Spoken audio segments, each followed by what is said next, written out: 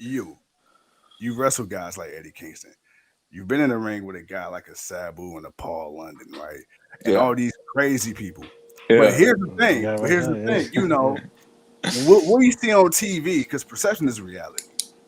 And I'm gonna give you a chance to talk your talk. How much of Eddie Kingston that we see on TV is the same guy in real life? 100,050,000,000%. He might even be holding Really? it back on TV. That's king. That's Really? king. That's Wow. king. I can see that. I can see That's that. king. Hey, So it ain't no cap in his rap. no, not at all. He's the I realest to like ever that. do it. Realest to I ever like do it that. of all time. I like that. Okay, so now that brings me to my next question. How do you prepare yourself mentally to go into a match, with a guy like an Eddie Kingston or Nick Gage? Because you see guys who portray this, this character that, this badass, or I can really, I can rough you up. And Yeah. then you hear Psycho these kind of backstage, persona. yeah, then you hear these backstage stories. And it's like, damn, man, he was soft in real life. He was getting his ass, he was getting his ass whooped in the shower. It's like, he ain't that guy. Right, right. So how do you go into a match? Like, what do you have to do mentally to prepare yourself to go against somebody in real life is really about that action? Yeah, he hit a dude on Impact too. This is when he was on Impact. He ran a kid over the week before we wrestled, so I knew he was unhinged when I was getting in there with him. So, shit. With King, I'm gonna be honest. I've never punched. I swear to God, I've never punched someone as hard as I fucking punched him, and he didn't even fucking move. You know what I mean? I'm like, damn, dude, this is the hardest I ever punched someone.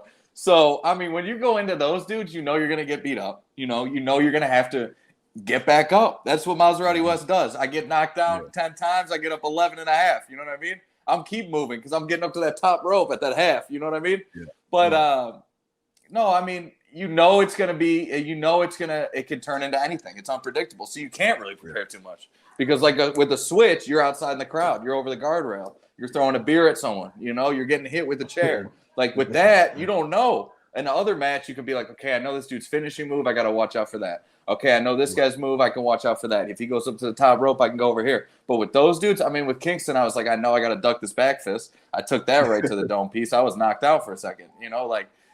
You could try, but with those dudes, you just gotta strap in and get ready for the ride. Now, Who has?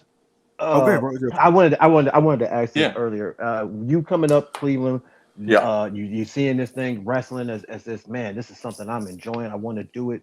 Yeah. Who are some of the people that helped you when you were that young kid coming up? When you first got into when you first got to AIW and others. Who was some of those people that helped you come along to be the person that you are now? Yeah. And I'm still learning, man. You know what I mean? I'm still obviously. I'm still learning, but Johnny, was there. Dark Gargano was there when I started training. So having him around just to kind of make sure everything was running good, that was an awesome, just to have that. I've done a lot of those seminars. That was key, is doing these seminars, whether it's going out to someone, but most of the time AIW bringing in guys.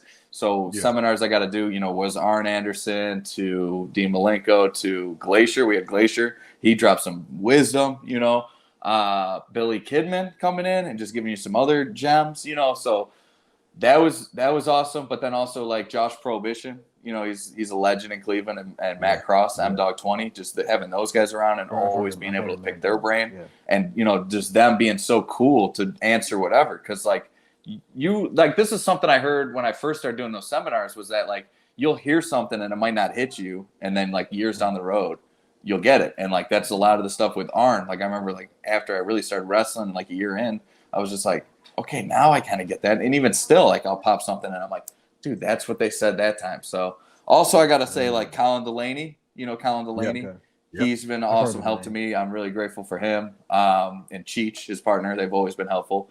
And then even though sometimes we get after it in the ring, Hornswoggle.